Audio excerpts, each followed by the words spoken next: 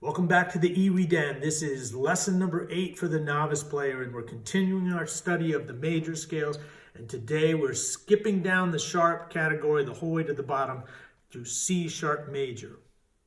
Intellectually, C sharp major is very easy. It's 7 sharps, so they're all sharp. So it's easier just to think of them as being all sharp. So you basically just say a C scale, which is all naturals. Sharp the first one, you have to sharp the rest of them. So it's just C sharp, D sharp, E sharp, F sharp, G sharp, A sharp, B sharp, C sharp. I think you should say that a couple times, and don't think about the enharmonics while you do it, because they'll just make you kind of glitch, and you don't want that. But let's talk about the enharmonics. There's 3 pretty significant enharmonic tones in the scale, and understanding how to develop the skill to think of enharmonic tones is very important and often overlooked. So let's go through them. So we go C sharp, D sharp, E sharp. Well, E sharp, that's weird, right? So an E sharp is the note F. But we don't want to stop our thinking there. We want to go E sharp is the note F.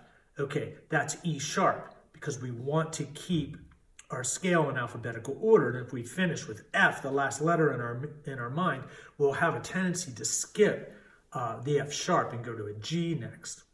It creates some problems. But if you think E sharp is an F, E sharp, 2 things happen.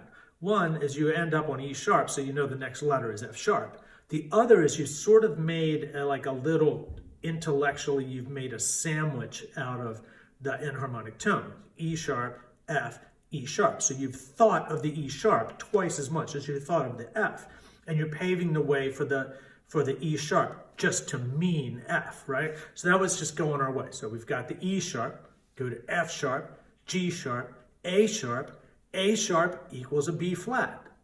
A sharp sets us up to find B sharp, yet another weird one, right? So B sharp is a C, B sharp, make the sandwich again, and then B sharp, C sharp. We're back, we're done. So now let's go back down. C sharp, B sharp, A sharp, G sharp, F sharp, E sharp, D sharp, C sharp. So there's really nothing that tough about it. So let's play it. Here we go. C sharp major.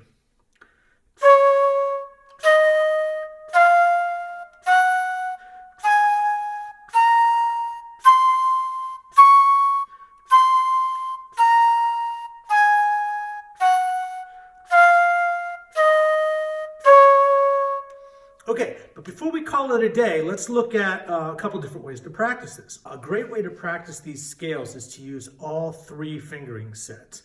Your home fingerings, your transposable fingerings, and then the transposed fingering. Sometimes there's many options for that, but we're just going to do one today. So first of all, I would do my home fingerings. For me, it's saxophone.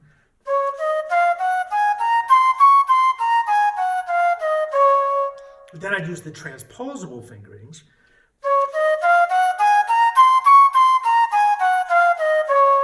Then finally, I would just take a C scale. Now, I can't play C with my little finger down here. I have to use this C for both of the octaves, because that'll make it transposable. And then I can either add the top button on my left hand or the top button on my right hand, and each one of those transposes up a half step. So if I take a C scale and go up a half step, it's C sharp. So here's C sharp major. I'm just playing C. Here's C.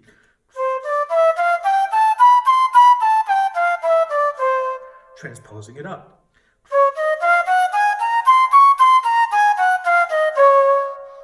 I think it's a good idea to practice the scales all 3 ways. It starts to develop intuitive movements for manipulating half steps, which later on is going to be very, very important to you. Finally, find the play-along track and improvise to a C sharp major using all 3 sets of fingerings.